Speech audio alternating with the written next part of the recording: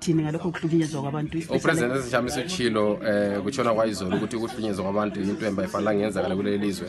wacho njalo ukuthi wakhulumisana nabantu abanengi amazwe amaningi asephumile njalo abo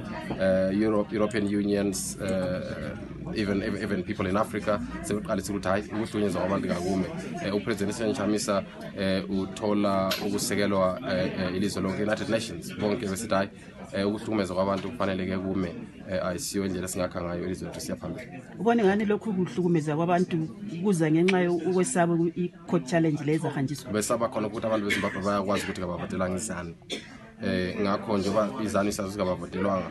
bazama ukuthi baqhubekele phambili bebusa ngodlame ngokuthi besabisa abantu ukuthi hayi lingabuza ukuthi indaba sisemandleni thina singavotelwa siyakwazi ukuthi bazama ukuthi balebe lokho besembusweni sekulembiko lapha ukuthi abantu njengobithi labo sebethethwe ngamapholisa